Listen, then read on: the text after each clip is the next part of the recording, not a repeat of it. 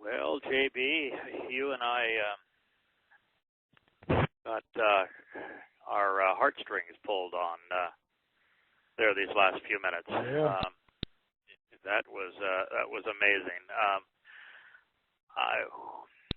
We have mentioned in this program that Kirk's wife, Terry,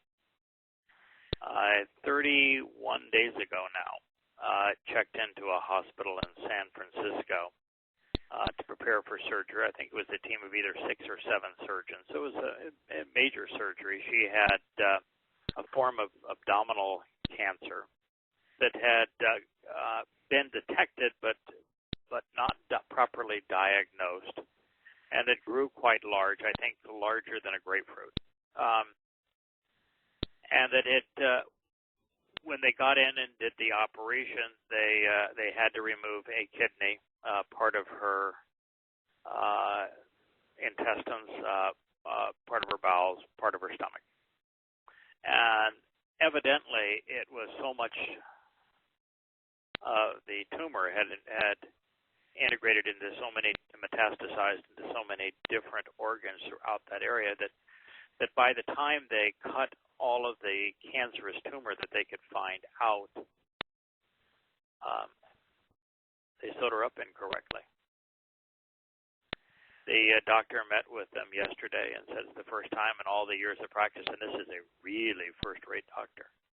And he's just devastated. He says, first time I've ever done this. It's all my fault. I take full responsibility, but I connected your organs incorrectly. And so after 31 days and having both drainage tubes and feeding tubes because her digestive tract was inoperative, hooked up incorrectly, she's having surgery again. She's in surgery now. And Kirk was through the tears trying to explain how these last 3 or 4 days, after having really had, I think, an extraordinary experience together with this chapter that we are using now as part of this program, they transitioned into an unfinished chapter. I've sent them the first 40-some-odd pages of the Volume 1 of Coming Home in Our Time now, and it's based on Yahweh's name.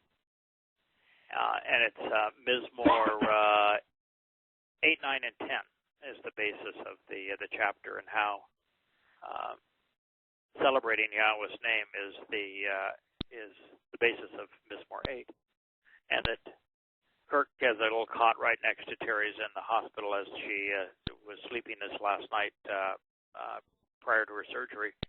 And he woke up, and there she's telling one of the nurses how important Yahweh's name is to our knowledge of God and developing a relationship with Him.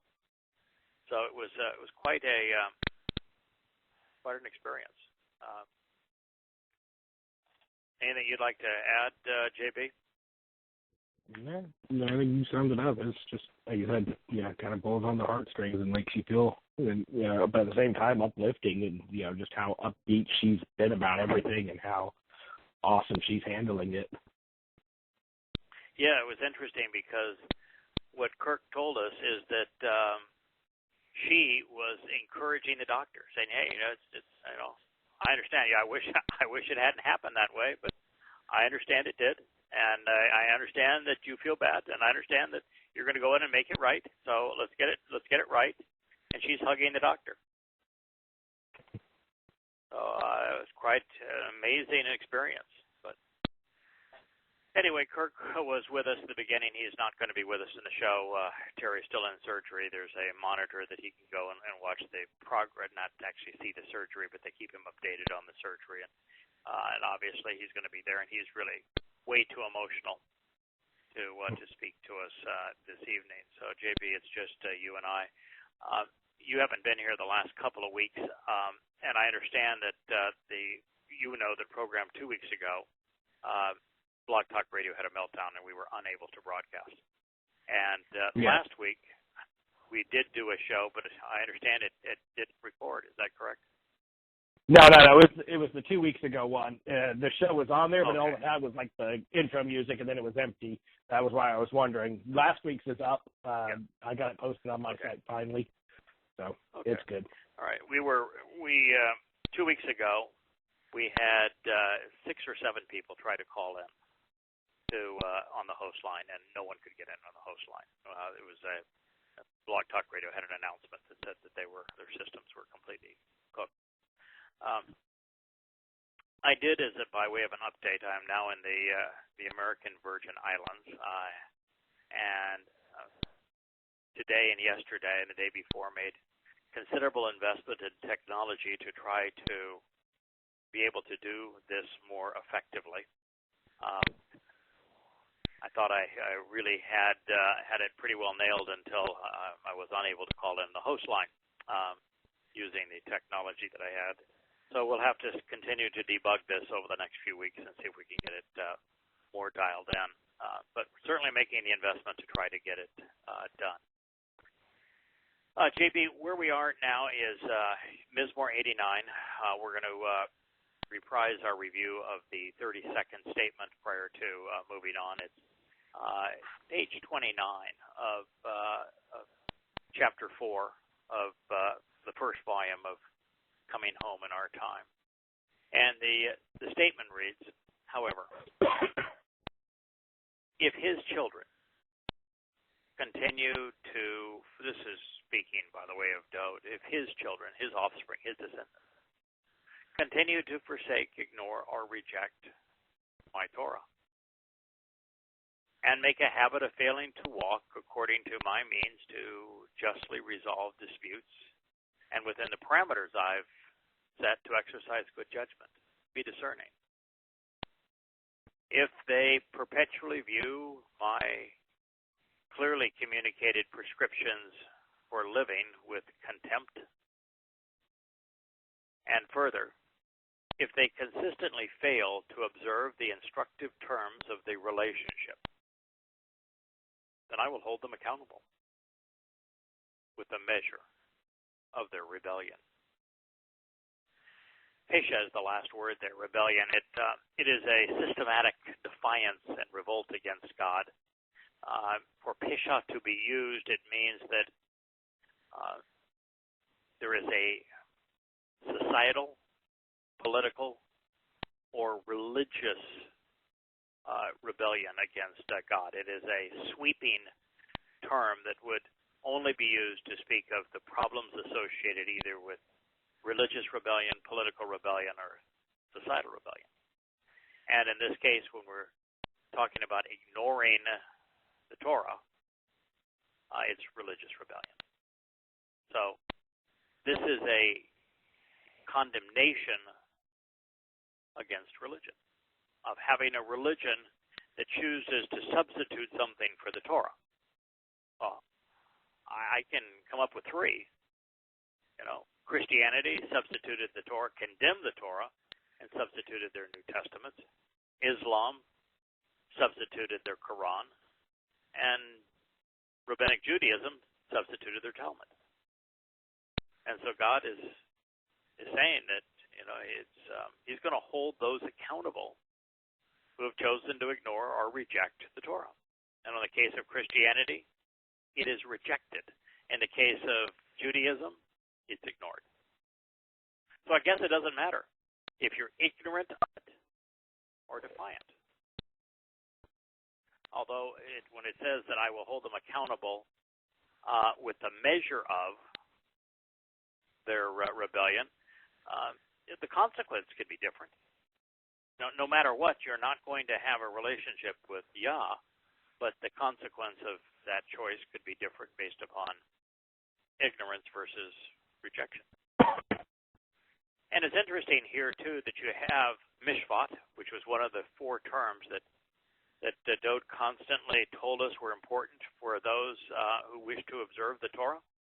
Mishpat is not only the means to justly resolve disputes, it is a combination of mi or ma, which means to inquire about, and shafat is the means to make good decisions, to be judgmental, to be discerning. The second word is chukah. That was one of the four that was constantly used throughout the 119th Psalm, the ode to the Torah. And chukah conveys really two things. It's a clearly communicated prescription for living, and it is something that is inscribed in writing. And the third is mitzvah. Mitzvah, those are the instructive terms of the covenant relationship. Pekudah is the only one that of the four that run through that constant theme within the 119th Mizmor, the psalm to the Torah and how to observe the Torah. But you have pakad here, which is similar to it. I will hold them accountable. Accountability. So God is making this as clear as He can, that it doesn't matter what you do if you don't observe the Torah. If you're not Torah observant, you have no relationship with Him.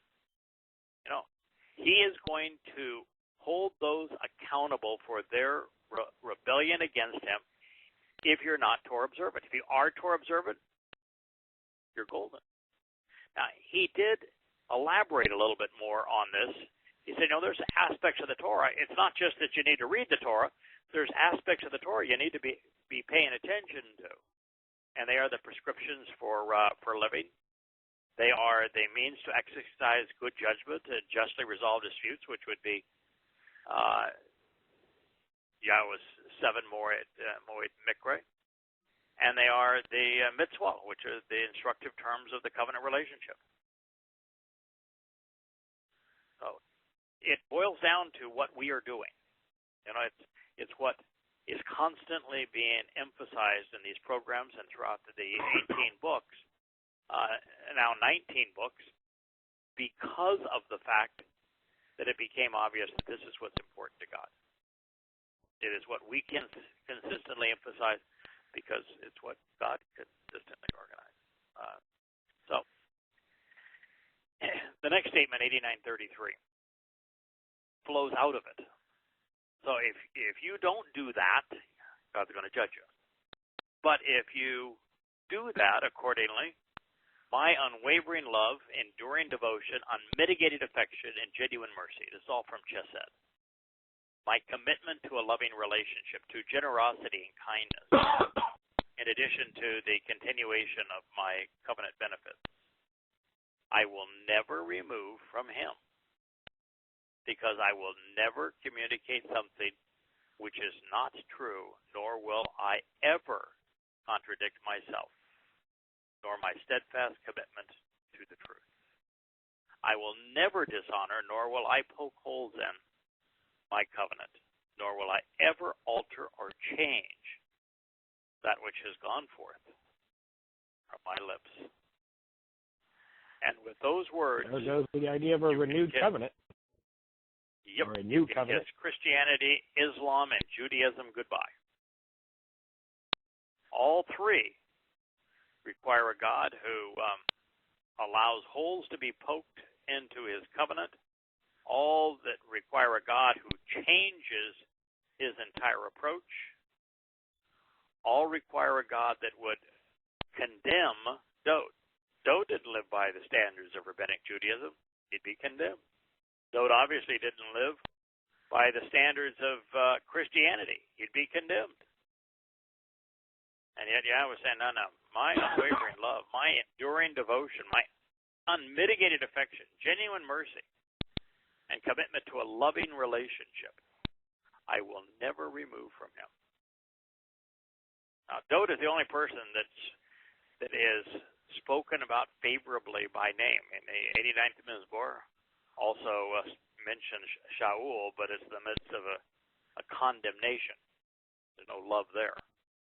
So he's speaking of Dode. What did Dode do? Well, I don't think there was anybody who, in the history of humankind, can be credited with being more Torah observant than Dode. Moshe was Torah revealing, Dode was Torah observant. Now, just read the 119th Mizmor if you don't think so. But isn't this amazing? God said, listen, I'm never going to communicate something that's not true. I'm never going to contradict myself. I have a steadfast commitment to the truth. Now, if you're a Christian and you read that, then how in the hell do you get a new covenant, a New Testament? You know, if you're a Muslim and you got all these surahs devoted to Dowd, and it says here, wait a minute, God's not going to change. How do you get a Quran?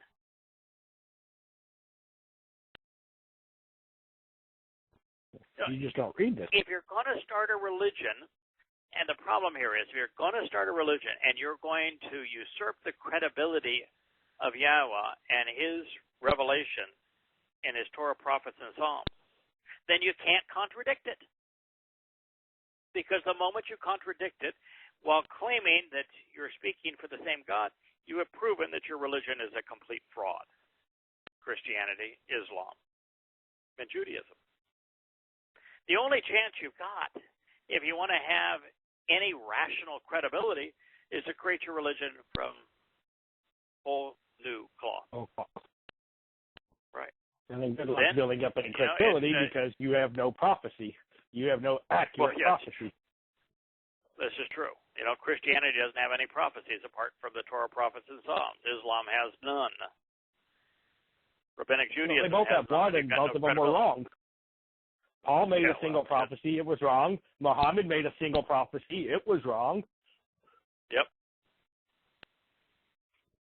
It is true. I have a friend that I dearly love that constantly is looking at the chance of Hillary becoming president, because I wrote Tea with Terrorists with a woman president. So, it would be one more prophecy in that book that turns out to be true. And sometimes I just don't have the heart to tell him. I said, listen, I ain't a prophet.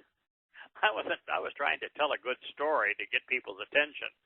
I wasn't trying to be a prophet, because if you're trying to be a prophet, that was fiction. It was a fictional account based upon where all the data included in it on Islam, including the title chapter, the meeting with Al-Qaeda, was factual and true. So all of the information on Islam is factual and true, but the story to which it is woven into was fiction,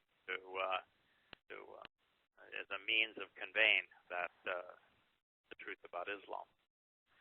And a means of conveying the meeting that we had with Al-Qaeda. Speaking, by the way, of Islam, Pensacola, Florida, a Saudi citizen, after having spent 2 years as a guest of a naval training facility there, thought he would pay his hosts just a resounding thank you by shooting and killing a number of people in the classroom, killing 4 of them. Of course, the Saudi crown prince, who is a murderer himself, we're so sorry. Yeah, Allahu Akbar. That's it. So here we have Yahweh through Dode saying, my unmitigated affection and unwavering love is never going to be removed from Dode. Now, the problem you have with that, if you're a Christian, is the drivel that Paul wrote, where he says, the Torah can't save. And that if you violate one aspect of it, you've violated the whole thing. Well, Dode clearly violated a lot of it. Mm-hmm. And more than one. God's got an internal commitment to him. That would mean that either God's a liar, and the Torah can save, or Paul's a liar. That's your choice. And again, because Paul didn't have the creativity to create his religion out of whole cloth, but had to usurp the credibility of the God of the Torah, prophets, and Psalms, the moment he claimed that he was the authorized agent of that God and contradicted him, he proved that he cannot be trusted and that his 14 letters are rubbish. Now, if you're a Christian, it's as simple either as God's that. right and Paul's wrong, or Paul's right and Paul's wrong. Yes, right. There is no way for Paul to be right. It's impossible. You can't claim that you are the authorized agent of a God that you consistently contradict and misquote. It's impossible. It's irrational. So there is a possibility God's right, which makes Paul wrong. In fact, that possibility is 100%. There is the possibility that Paul's wrong, but there are no other possibilities. So is there a possibility that both God and Paul are wrong? Well, that would be a possibility until you study the evidence. Because it's a theoretical possibility. Right. It's a theoretical possibility that is shown to be invalid based upon a prophecy. Demonstrably invalid. Right. It is demonstrably invalid. So Yahweh is right. Paul is wrong. That's simple. And when you carry around a book where the end of the book contradicts everything that came before it, and you believe the end of the book, you're irrational. That's why they call it faith, I guess. Yep. I will never dishonor, poke holes, and I will never defile or treat if it were common my covenant. Lo cha'al. Profane is the constant term. Sully by desecrating. This is create loopholes for. But that's the basis of Christianity. There are loopholes for being part of the covenant. Just need to believe. But God's got 5 terms and conditions of the covenant. He's not changing them.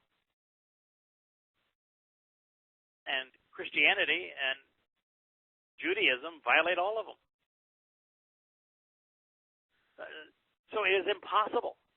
So it's really this simple. You either accept Yahowah based upon the proof that he has provided, that he exists and his testimony is reliable, and you accept and act upon the terms and conditions that he has provided to participate in the covenant, and your answer is invitations to attend the Moed Mikre.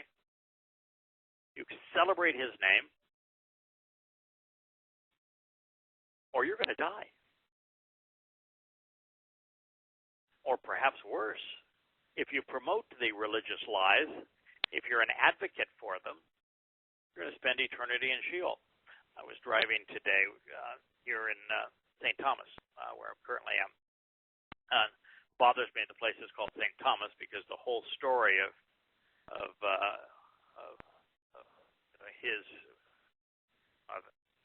what we know of his story as is told in the Book of Acts is untrue. Although they say the thing that is the most untrue, of course, is the Book of Acts' longest narrative, which is Stephen's martyr, and the Stephen story is completely fabricated. There's not one single aspect of it is truthful, and it's the single longest narrative. But as I was driving, a Muslim in a hijab drove by, and it just gives me the creeps, of course, because an argument can be made that I know more about Islam, I understand Islam better than anyone on the planet,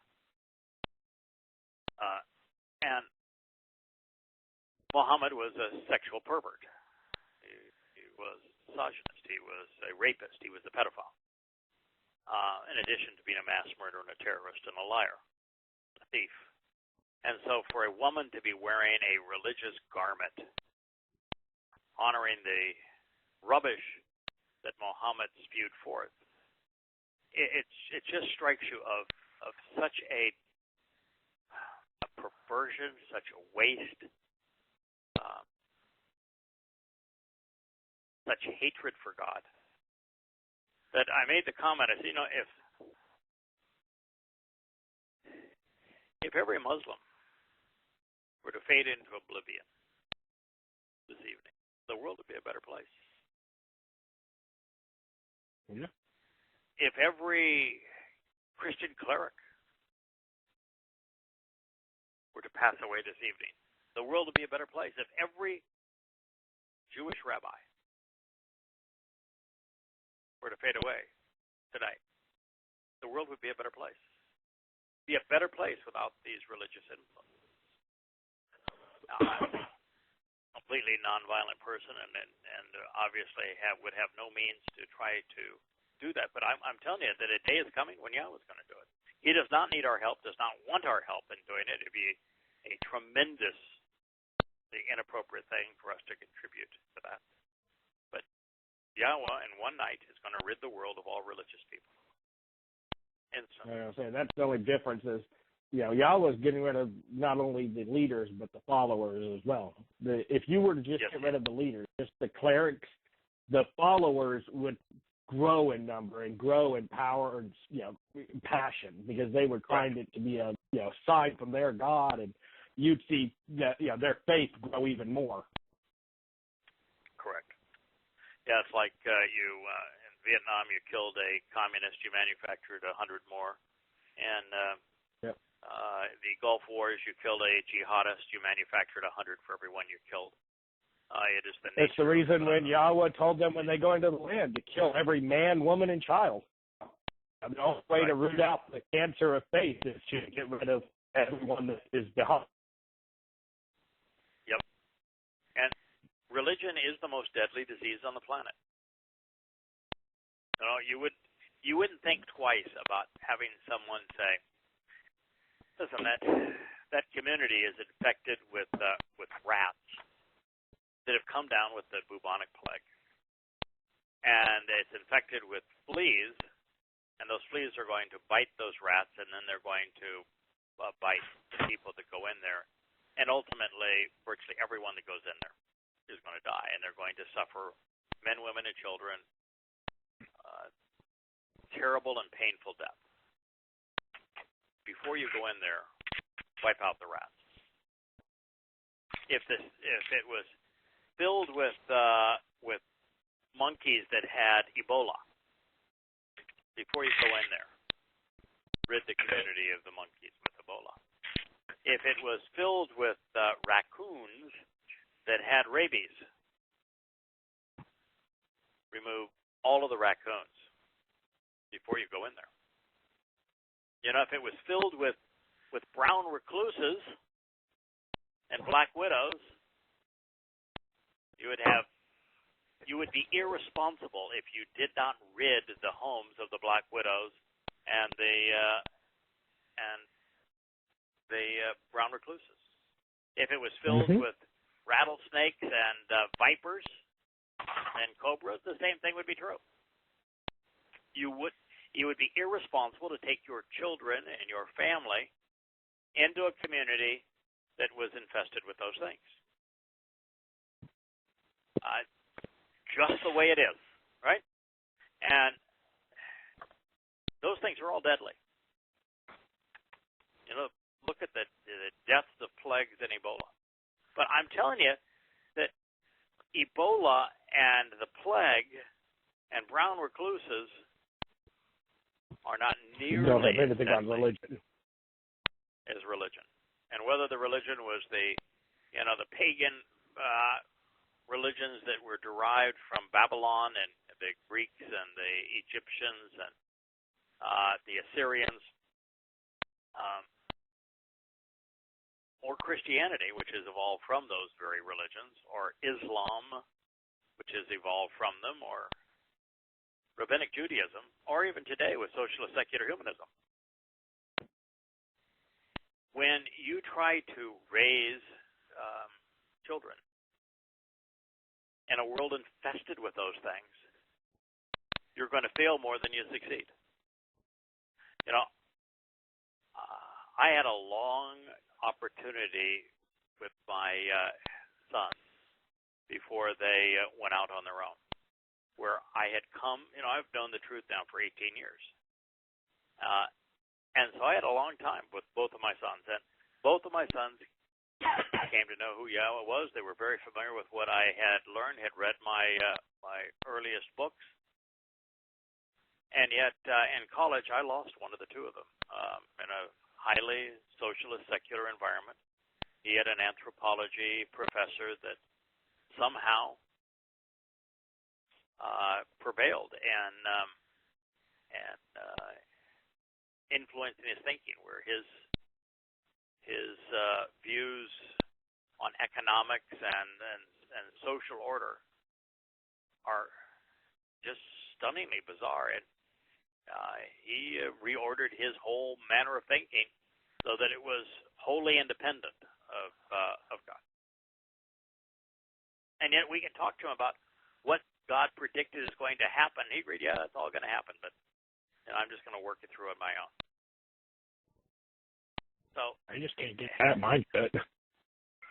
Yeah, so it's... you know the truth and reject it. Oh, a lot of people do. Yeah, a lot of people do. And a lot of people know the truth and kind of fool themselves. I mean, we had that whole conspiratorial group that wanted to have be equal parts conspiratorial, religious, and talk covenant. They had no shortage of exposure, and yet they're not part of Yahweh's family. So there is a lot to it. There's a reason that Dode, we keep coming back to this because Yahweh does, there's a reason that Dode has garnered Yahweh's unwavering love. And it's so important that we think about, well, what was it about that guy that God would go and so far as to say, he is my anointed, he is my Messiah, he is my chosen one, he is my beloved son, he is the King of Kings. He's the guy I'm coming back with.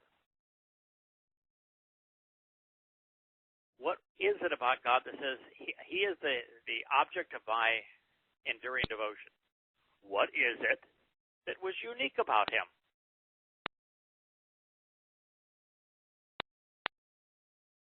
Intellectually brilliant, focused on the Torah,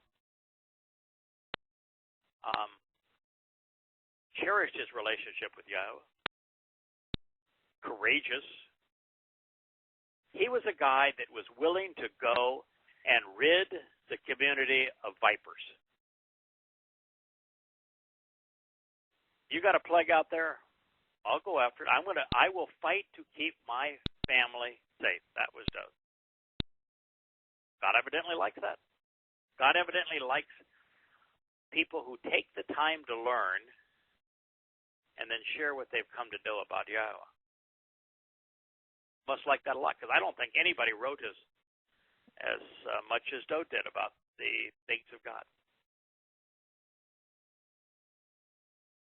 So there's a lot of things that were unique about Dode, but no one understood the Torah better. No one was more articulate in writing about the covenant relationship or the Torah. It is what God likes. I think part of it too, JB, that appeals to you and to you and me, is that you're a rational guy. You approach things based on evidence and reason. And that's my thing too. So Dode's approach to God, which was evidence and reason, appeals to us. But it also appeals to God based upon what he said about this man. Now, that doesn't mean we have to compete with Dode in terms of brilliance or being articulate. We're not going to do that. We'd lose that battle. But if we recognize it is something that God cherishes, then to the degree that we can contribute, we ought to.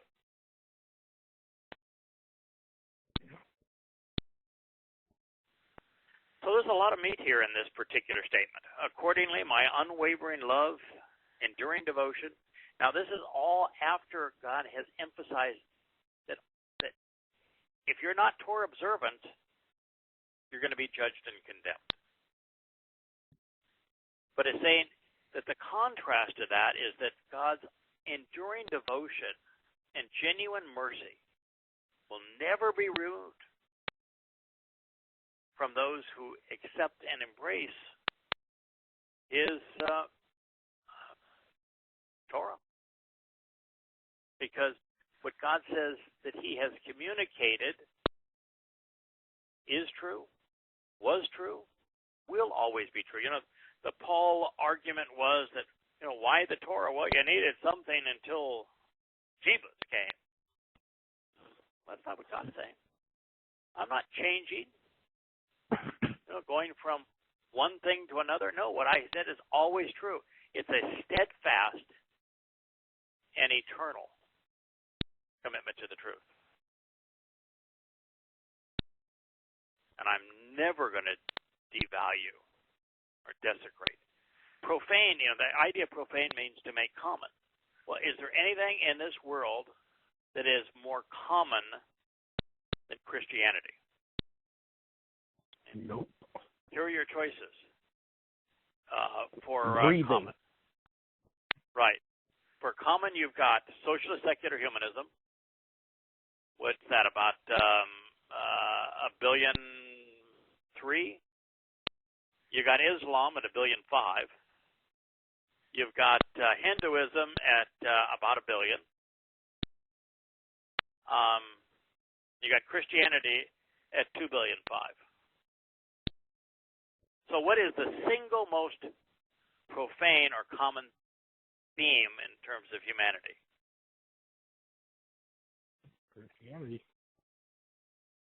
Christianity, right?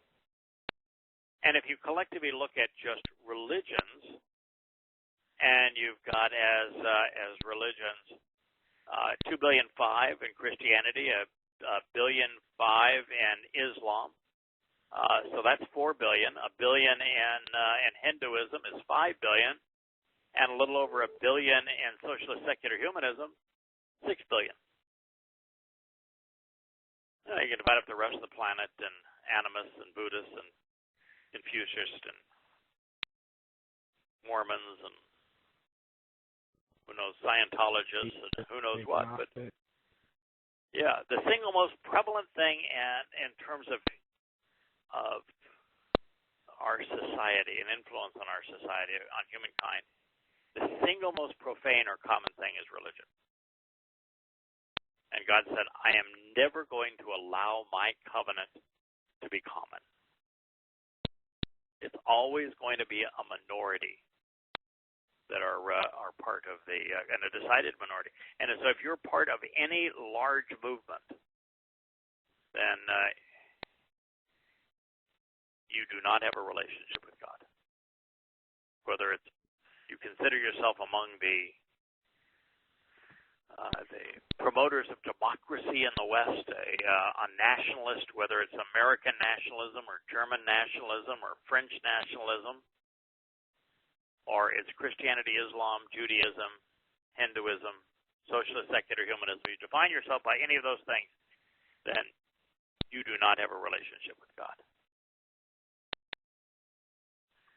There is only one to whom I have affirmed the truth by having made a promise by my set-apart nature. Only one.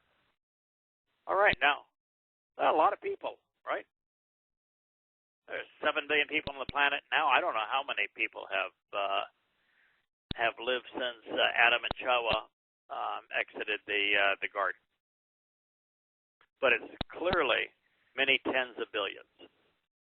So of the many tens of billions of people who have come this way, God says there's only one to whom I have affirmed the truth by making a promise.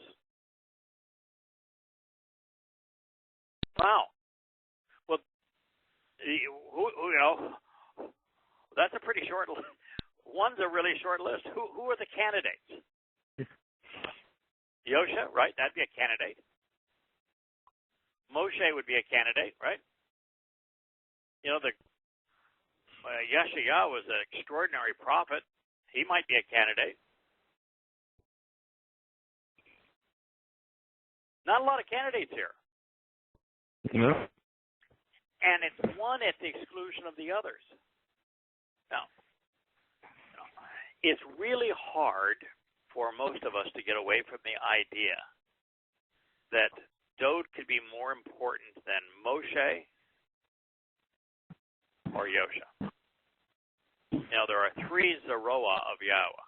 Moshe, the liberator who provided the Torah, Dode, the shepherd and Messiah, who became the living embodiment of that Torah and its covenant, and Yosha, the Passover lamb. But only one of these, God says, there is only one, Echad. Echad means one. It's just all it means is one. There is one to whom I have affirmed the truth by having made a promise by my set-apart nature. One. So you don't get, well, you know, Moshe was important, Dode was important, but Yosha was important. You only get one. And then the next statement says, if not to Dode, I will be proven a liar. I mean, are you aware of any other place where God says, if this isn't true, call me a liar? I don't think so. It's pretty powerful. If it is not Dode, call me a liar. So that means that Dode is the only person amongst the tens of billions of people who have come this way that God has affirmed the truth by having made a promise, Shabbat, to whom I have validated my commitment through a sworn oath in concert with the nature of seven. Well, that is just, you know, mind-boggling. JB, I think you comfortably, just as has Kirk, have comfortably transitioned as we have come to know more and more of what Yahweh has said about Dode, from seeing Dode as very important as Yashayah, as important as Moshe, to the point now that we have come to all see Dode as the single most important person who ever lived, because that's how Yahweh presents him. But still, for Yahweh to say there's only one that I have affirmed the truth by having made a promise, and that person is Dode, or you can call me a liar. That means that every one of those prophecies, and you know, Dode's name is mentioned 1,000 times. Yosha's name isn't mentioned a single time in a prophecy. So all of those prophecies that were provided in Dode's name, Christians, I'm sorry for you and your replacement theology, but they were for Dode, not Yosha. All of them. And that means that there isn't a single prophecy where Yahweh affirmed the truth on behalf of Yosha. Christians, even if you got his name right, and he's not Jesus, and he most certainly isn't Jesus Christ, no one has ever been named Jesus Christ. Even if you knew who he was as the Passover lamb, even if you got his name right, God has just said there's not a single promise that he has made where he has affirmed the truth through Yosha or through Moshe. You know, you read the Torah, God's not making any specific promises to Moshe. And to get Moshe to get off the dime and or get off the shekel and go back to Egypt and perform the role that Yahweh had in mind, he had to say, you know, your brother's a big talker. You know, he can speak for you. But that's about it. He's not making promises to Moshe. He's not making promises to Yosha. In fact, what promise would you make to Yosha? You're going to be the Passover lamb. That's not much of a role, is it? I mean, it's an important role, but talk about a yucky job.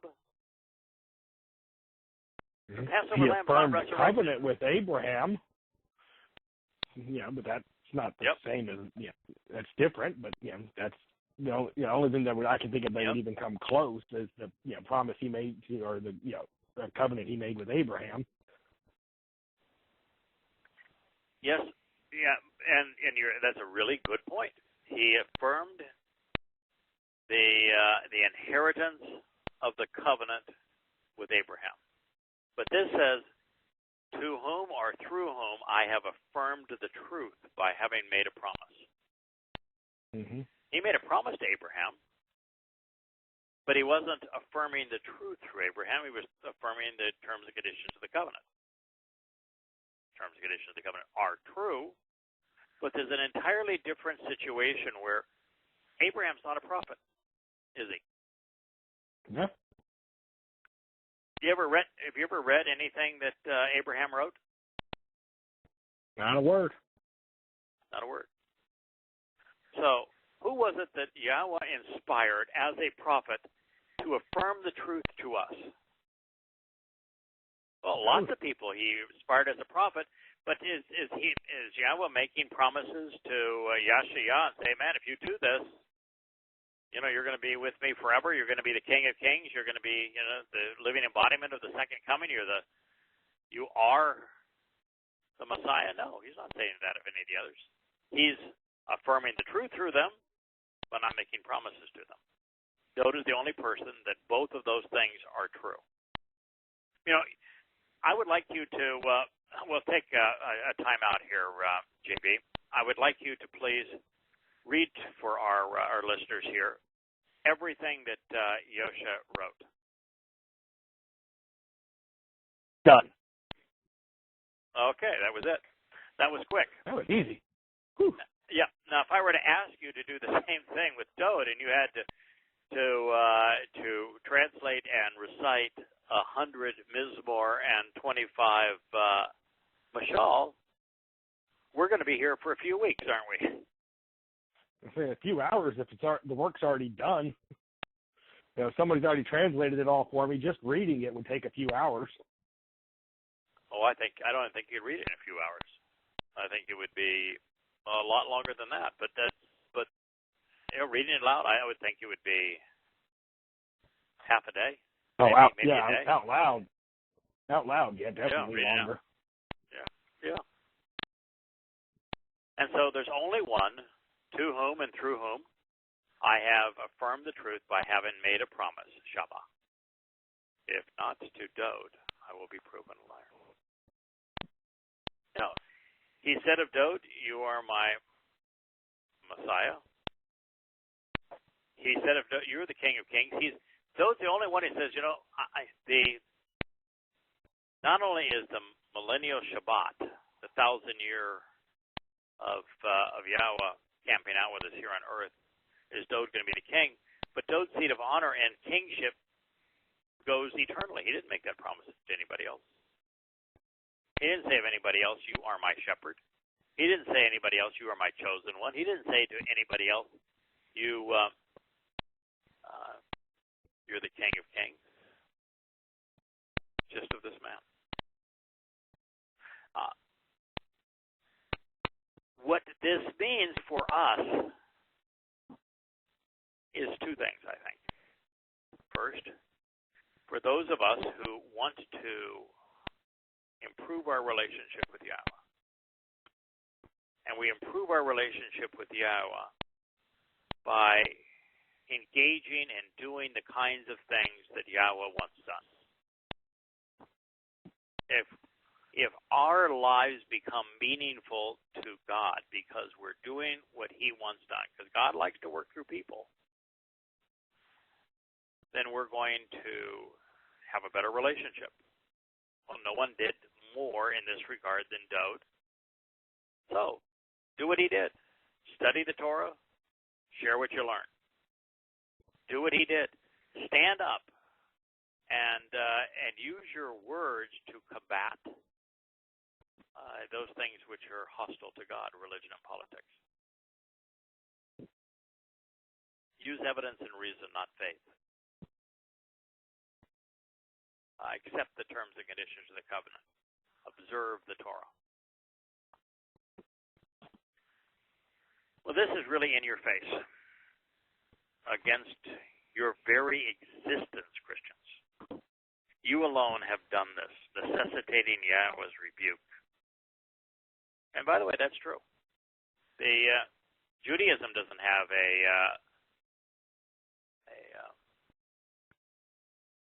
new covenant. Judaism they haven't discounted Dode. Hey, I mean, the only thing that they've done to discount Dode is that they don't view him as the Messiah, and they should. But Christians took everything that had been offered to Dode and applied it to the caricature they call Jesus Christ. Now, it's Christians that demand that God change everything he said and everything he's done to accommodate their religion and their perverted Apostle Paul. It is Christians who have called God a liar through their New Testament. It is Christians who have replaced Yahweh's covenant with one of their own, poking holes in his in the process, defiling it. It is Christians who have created the most common and thus profane religion in the history of man by transferring the promises made to Dode and Yisrael such that they were given to their errantly titled and improperly named Jesus Christ, and through this misnomer to themselves. Shame on you for believing and promoting contradictions of Yahweh's testimony, for undermining the measure of his mercy, the reliability of his testimony. There will be no loopholes for a gospel of grace, for a salvation by faith, for a New Testament, for Jesus Christ being the Messiah, for Jesus Christ being the Son of God, for Jesus Christ being the King of Kings. And to claim otherwise is to call God a liar. The truth never gets old. The truth is inflexible. There is one covenant, and it shall never be changed or altered. Nothing Yahweh revealed has been annulled, especially his love for his Son. His offspring and that which he sows, Zerah, shall exist and endure, and his place of honor shall be as the sun before me.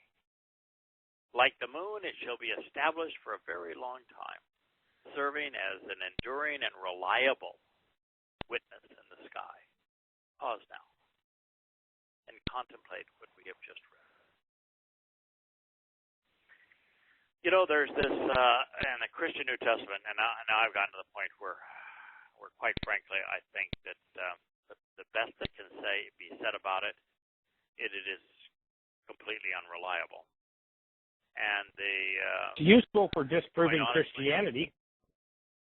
Yes, it is useful for disproving Christianity because Paul's letters in the books of Acts, those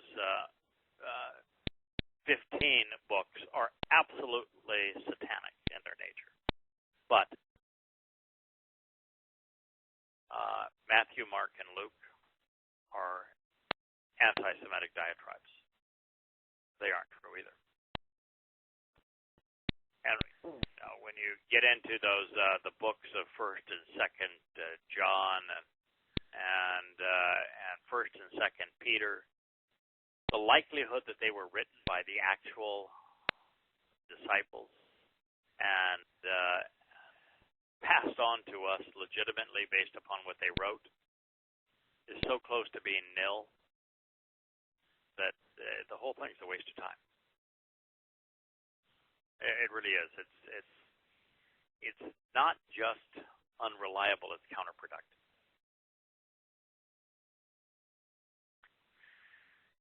Now, in that book, it talks about, in the Olivet Discourse, about Jesus coming back looking like a constellation of stars. That's what it says, isn't it? And the Olivet Discourse says it's chronicled in a book that was written probably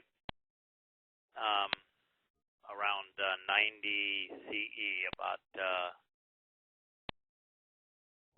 45 or 50 years after Levi Lowy the actual disciple died, and it was ascribed to a completely different individual that was unknown to Yosha. Yosha did not have a disciple named Mattaniah, much less Matthew. And he was long since dead by the time this book was written. And it was written by a devotee of Paul. And it says he's coming back as a constellation of stars. And when we read that, I was always uncomfortable. I liked the idea of him coming back as light. I like that. Because, it's post-Bakurim, energy-based. That makes sense, right? That makes sense. But I had two problems with it. Why is Yahweh coming back as many-me, as Yosha, when he tells us over and over and over again in his Torah, prophets, and Psalms that he's coming back as Yahweh? And the second problem I had with it is that this planet would not endure the approach of one star, much less the light of many stars. Right? Won't endure it. It'd be just blown to smithereens. It'd be so damn hot here, the ground itself would boil. Can't handle it. So it's not true. But then you got the other problem is Yahweh made it clear he's coming back with Dode, not Yosha.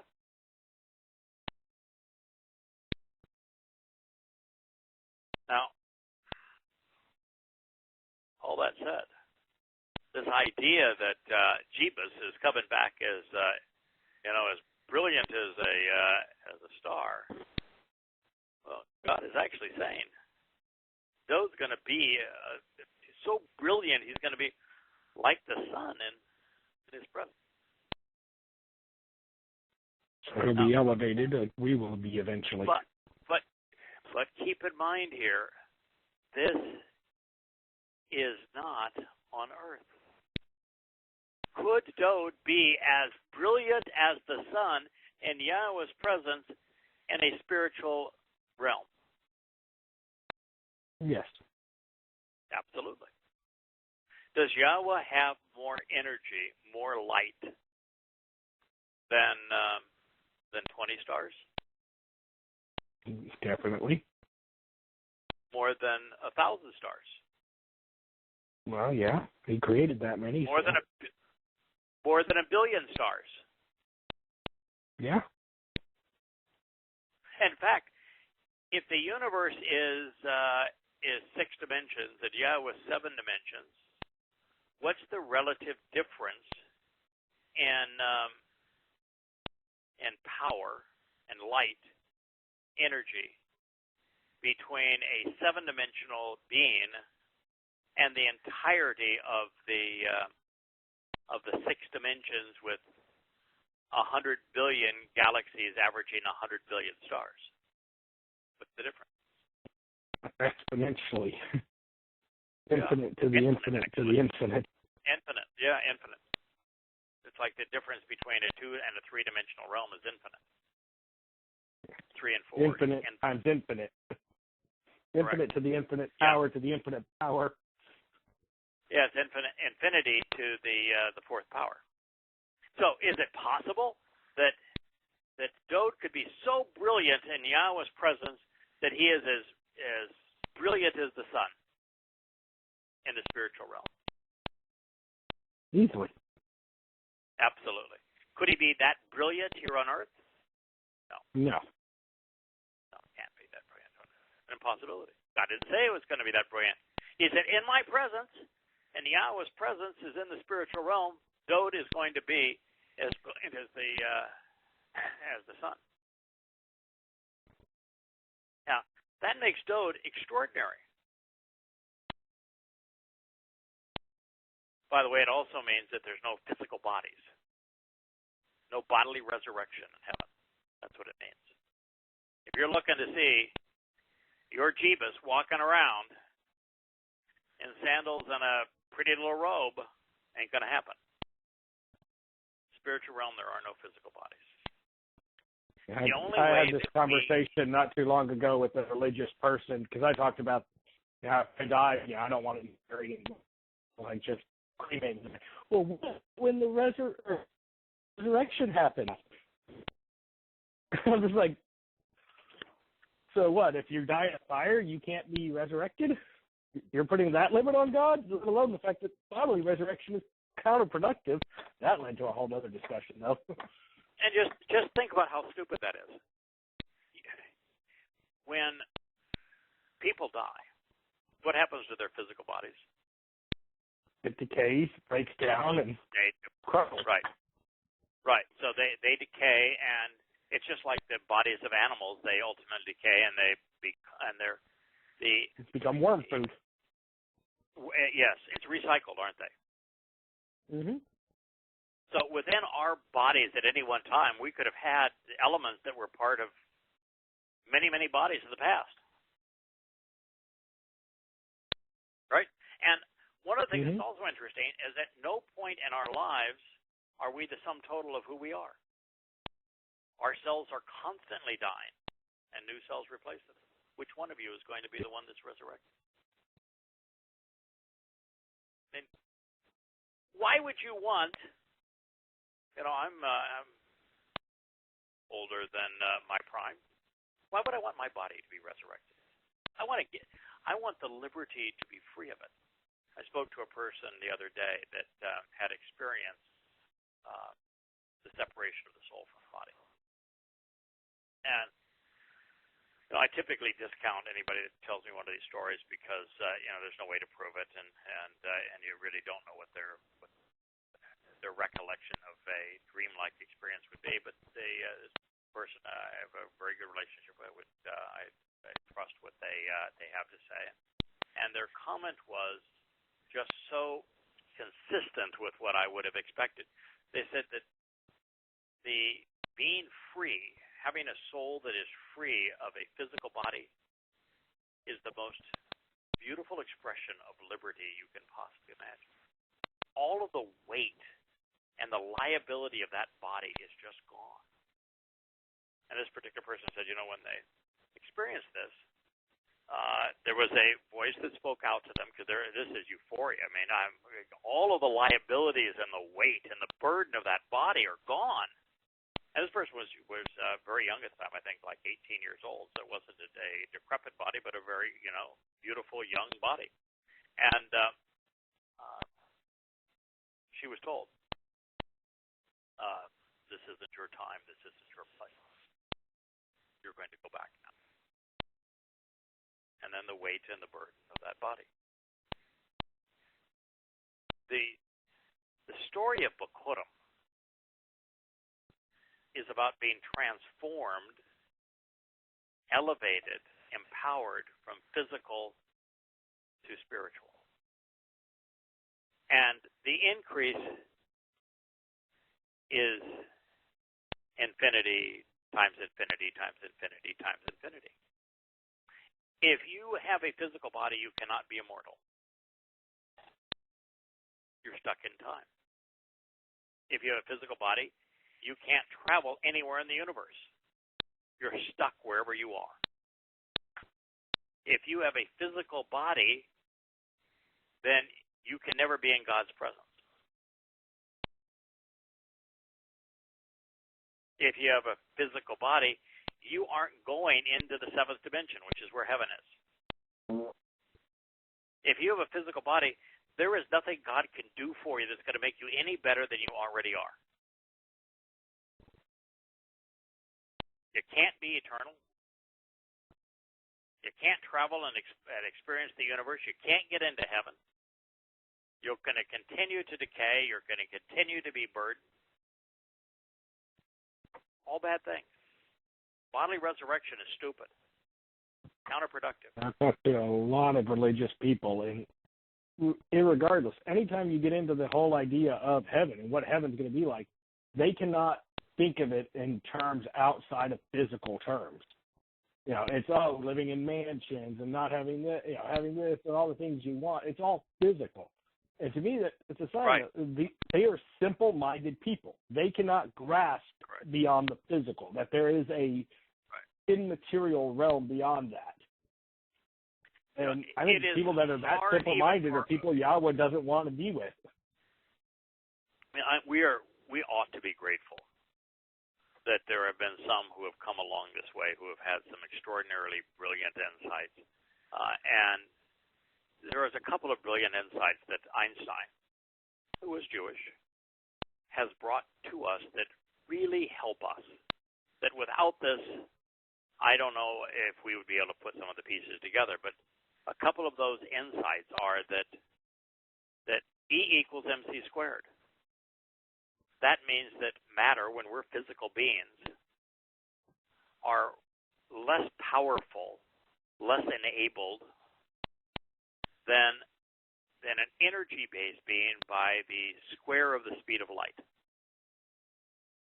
You have to multiply something that is physical by the square of the speed of light to make it equivalent to that same amount of energy. So energy and matter are the same thing. They're just not the same amount of the same thing, not anywhere close. So E equals mc squared does so much for us, but it also tells us that, the moon was mentioned in this. It's not just that Dode is like the sun in Yahweh's presence. The moon was mentioned. And you might say, well, why is the moon mentioned? Do you have any idea? It's going to help us understand why we also have this ability to be transformed back into a physical being when it's appropriate. Because if you're going to eat and drink, and you're going to celebrate the flow of time, therefore celebrate the days of the Moed Mikre, you have to have a physical presence. Time doesn't flow if you don't have a physical presence. So why is the moon mentioned? For the Mikre. Absolutely. The Mikre are based on the timing of the moon. And we'll be celebrating those in eternity. Correct. And that's why the moon is there, is that we are going to be celebrating the Moed Mikre for all eternity, which means that there is a function of time.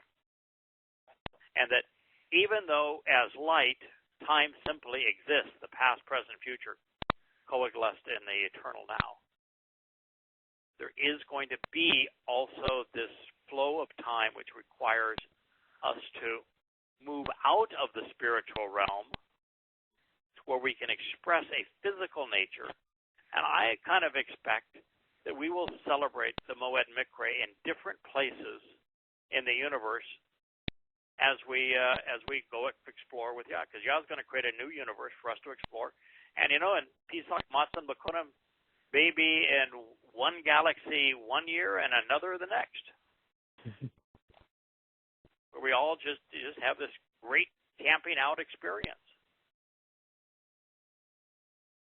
Now, the second thing that I think Einstein shared with us that is really important in this regard is that time is relative to the observer. It helps us understand how creation can be brought to us over the course of 6 24-hour days, and yet the universe is 14 billion years old. That's the exact same amount of time, depending on whether you're at creation or you're on the earth, looking back at creation. Microwave radiation background tells us that time was stretched to 10 to the 12th power. You take 14 billion years, you divide it by 10 to the 12th power, you get 6 24-hour days. Exact same amount of time. That's still one of the most amazing things to me. Yes. So Einstein gave us tremendous insights. That's one of the reasons I think between that and the tools that we have today with the Dead Sea Scrolls and these lexicons and interlinears, we have the ability to study Yahweh's words from a perspective of history, of science, and the language itself that is vastly beyond what anyone prior to our time has had. Yeah. Now, I think I forgot to share something there. That there are two aspects of why it's really important for us to know that Dode is the one that Yahweh has made all these promises to, and that he wants us to focus on. It's going to be as brilliant as the sun is in his presence. I said the one reason is somewhat selfish. And if we want to improve our relationship with Yahweh, we ought to do as Dode did. We ought to follow his example. But there's another reason. And that is that Yahweh wants to bring his people back home, Yisrael and Yehudah. And one of the problems with that is that the last thing they want to do is to have to embrace this Jesus that they have been accused of killing and have inspired all of these conspiracies at anti-Semitism. And they know that the Christian Jesus isn't the Messiah. He doesn't qualify. But for them to realize that Dode is the Messiah and that he does qualify and that he's the basis of the second coming and he's the King of Kings and he is the shepherd in addition to being the Messiah. That he's the chosen one among the chosen people.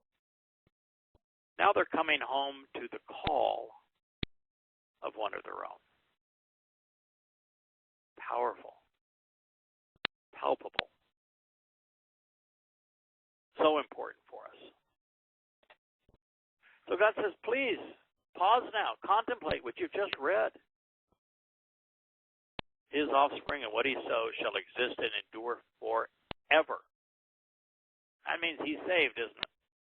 That means that if you capitalize on what he has sown, you're saved. Now, I hate to use that term saved. I catch myself all the time. The only reason I use it is because, it's Dode is the proof that Paul lied when he says the Torah can't save. But if you really study the Hebrew word yasha, which is the verb that we render to save, saving is a derivative of its primary meanings. It's not the meaning of the word. The primary meaning of the word expresses what this friend of mine expressed when she said that when she was young, she had experienced physical death and the separation of the soul from her body, which means that during that experience was just total freedom, total liberation. Yasha, the primary meaning of the word is to be liberated. Yahweh says, I liberated you. I led you away from oppression and slavery and the crucible of Egypt. God is our liberator. The Torah was scribed by the ultimate liberator in Moshe. Yahweh constantly is reminding us that he liberated us from the crucibles of human oppression. But that just reminds me, I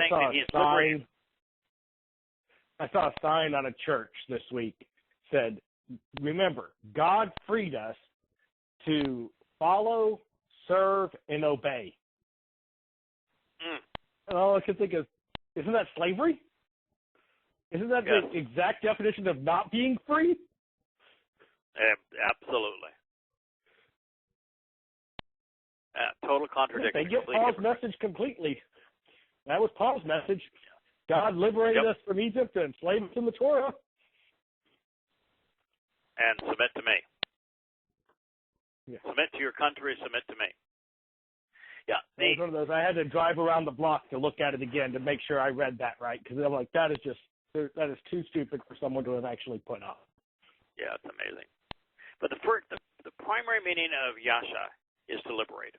And Yahweh is liberating us from a lot of things. One is the human oppression. And if you look at human societies, the history of human civilization is the history of oppression, subjugation. He's freeing us from that. He's freeing us from religion, politics, and governance, and militarism. He's freeing us from the decay of the limitations of physical bodies. He's freeing us from death. He's freeing us from the corruptive effects of religion and politics. Liberating us. And then the second meaning is to spare from danger. A lot of dangerous things in our world. God is liberating us, freeing us, sparing us, delivering us from danger. And if you deliver someone from danger, if you liberate them free them from the physical body with all of its limitations, then you are saving them. But it's kind of why I think, JB, that, when we talk about the benefits of the covenant, there are 5 benefits of the covenant. Not one of them is salvation. Yeah. The benefits of the covenant are eternal life, perfection, adoption, empowerment, and enrichment. Well, empowerment and enrichment means we have to be liberated from the constraints of a physical body. Eternal life means we need to be liberated from the constraints of a physical body. Adoption means we need to be liberated from the corruption of religion and politics on Matzah. So it is really the core definition of Yatzah that plays into this, and we have now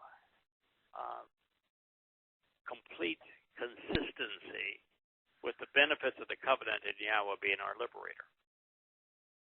And we don't worry about being saved because that's just a consequence of all this rest. It's a byproduct.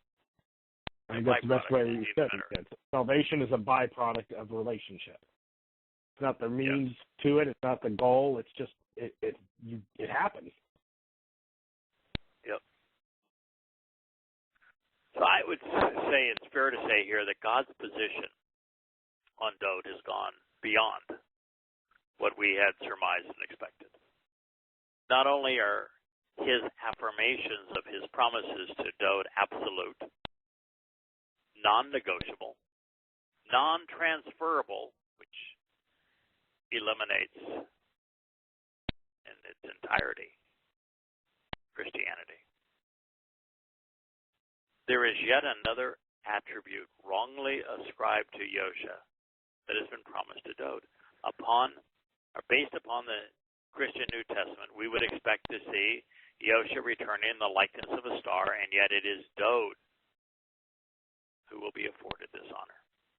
The Christian myth, while clearly incompatible with bodily resurrection, is also consistent with the realization that Yahweh is returning with the shepherd and not with the lamb.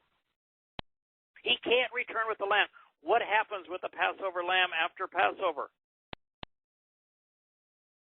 Destroyed. He can't return with Yosha. Passover lamb cannot be resurrected. Defeats the whole purpose, doesn't it?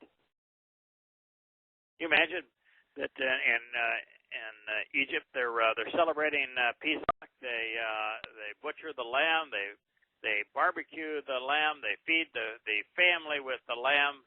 I had rack of lamb this evening, so I'm still enjoying the taste of my favorite meat. I just love rack of lamb. Lucky for me, we're going to have a lot of rack of lamb, I think, in eternity. And we're not eating for anything other than just the celebration of enjoyment. Of the whole experience of it. But you can imagine, okay, you butchered the lamb, you've prepared the lamb, you've barbecued the lamb, you've eaten the lamb, you've destroyed the inedible parts of the lamb, and then the lamb comes and says, "Hey, that was really fun. I had a really good time. How about you guys?"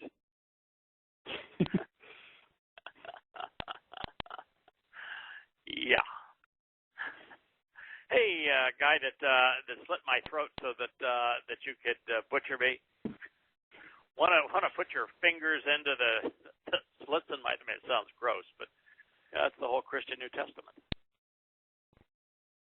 I was driving around today, and on one of the sides of one of the buildings, they had a picture of all the great heroes. Martin Luther King is, of course, one of them, and they got Jeebus, and because this is in the Caribbean, Jeebus was black, but he was wearing a crown of thorns. What better way to depict God than being tortured?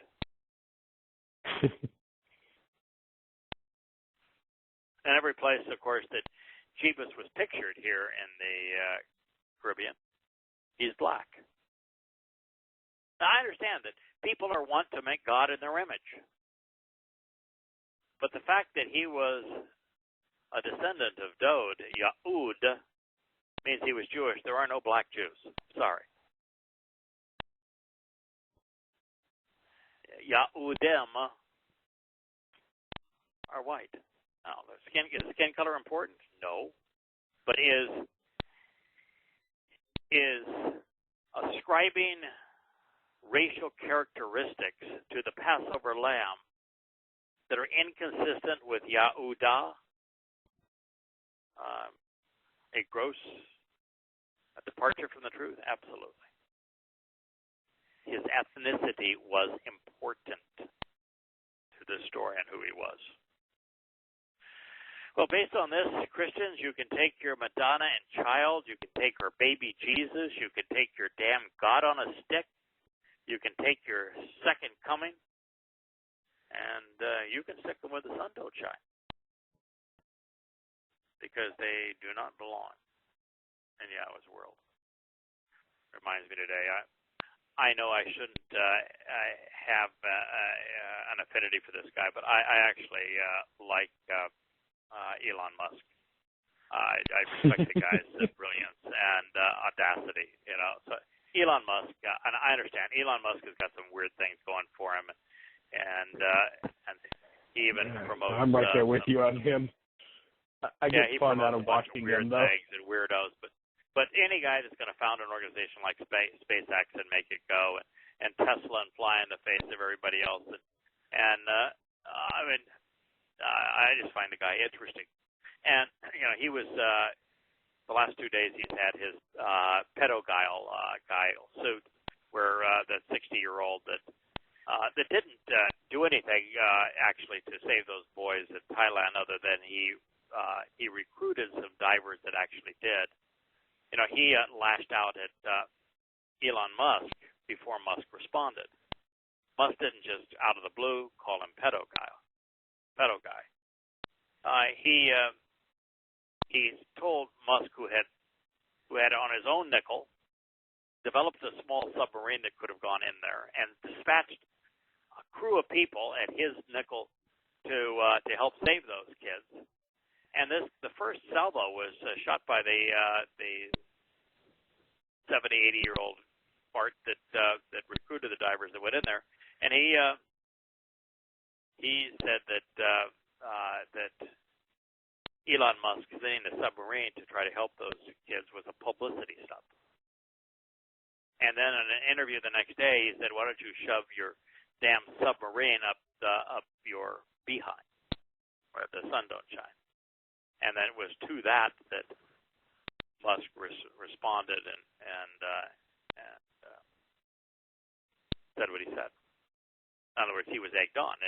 You know, he didn't begin the fight, and with the whole purpose of disagreement. Anyway, the jury came back this evening and ruled in Elon Musk's favor. And the old part that actually didn't die but recruited some people, he wanted, I think he wanted $190 million. Oh my God, he said a bad thing about me. I need, my whole life is ruined. I need but I'll feel much better with $190 million. I can't handle it. I was called pedo guy. So what I'm going to do is I'm going to sue that guy who has apologized, who's taken the statement down, and I'm going to wallow in pedo guy. So long as I can get $190 million, where the courts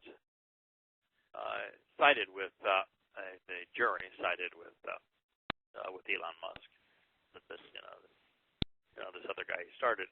But anyway, it reminded me of it today because it's in the news today. It had happened tonight because here I am saying that you can stick your Madonna and child, your baby Jesus, your dead God on a stick, and your second coming where the sun don't shine. That is precisely what this fellow said of Elon Musk's submarine. So you're an Elon Musk aficionado too? A little bit. I see him in the news every now and then, and he's just interesting. Yeah, he's so different than everybody else, and he's obviously a bright fellow. And I want to be really careful here. Elon Musk endorses some things and says some things that give me the creeps. So I'm not saying that he is anything other than the world's full of boring people, and there's not a whole lot of really interesting people. He's an interesting dude. I read articles and read what he has to say, and what he's done, and there's a lot of things, like he had to that rocket that he was going to send up, which is now on higher Earth orbit. He had to send something up that had the weight of a payload, and the U.S. government wouldn't trust him with anything, so he sent up a roadster with an astronaut in it with a camera, playing Rocket Man or something like that. The guy's got a sense of humor. Yeah. So, he marches to the beat of his own drum. Yeah. So as I had shared as I wrote this chapter, as for the moon, there's a reason that we see it enduring. It has served as the most reliable witness in the sky to announce the timing of the Mikra. The invitation is to be called out and meet with God. And since we will always be celebrating them, the renewing light on the surface of the moon will keep us up to date with their timing. God's going to have a celestial timepiece that we will use, and I happen to like the renewed light on the moon for lots of reasons. I love the idea of renewed light. I love the idea of reflected light. I like the fact that it is imprecise, because I hate the idea of being religious about setting dates as opposed to celebrating the understanding and the benefits of the Moed Mikra, as opposed to the precision of it's got to happen on this date.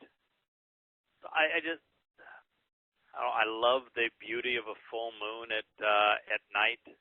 I like the idea that where man has made gods out of the sun, the moon, and the stars, the fact is that the sun, moon, and the stars exclaim Yahweh's brilliance and his creativity, and they're beautiful. And Yahweh's going to see to it that we get to celebrate that which is beautiful about these things.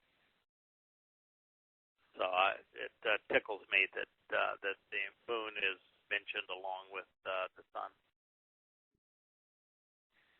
At long last, we have, and we'll pick this up next week, but we've reached the transition in this Mizmor, where, which I think was alluded to 2 Samuel 7.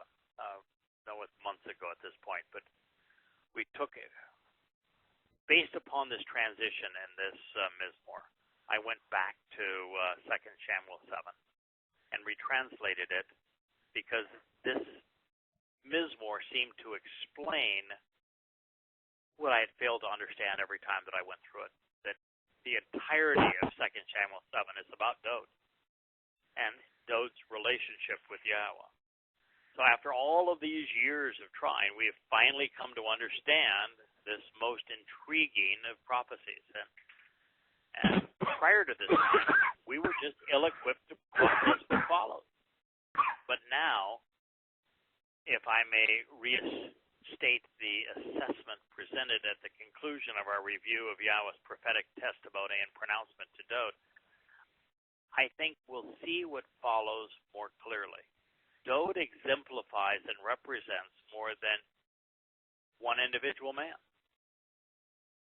More perhaps even than Jacob, Dode is Yisrael. The promises made to him were made to them, from being the children of God to heirs of the covenant, to being recipients of the Lamb.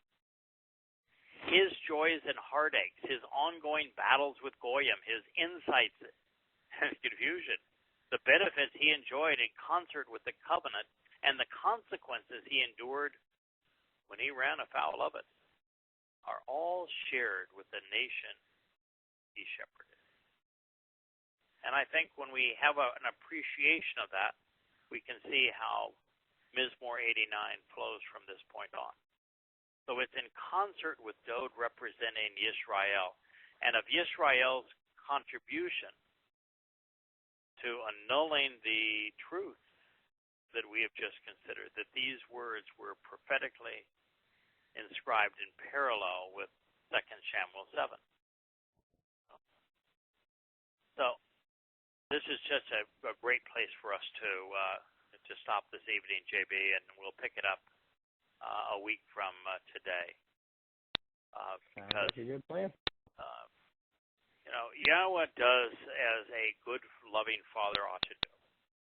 He teaches us what we ought to do to get the most out of life.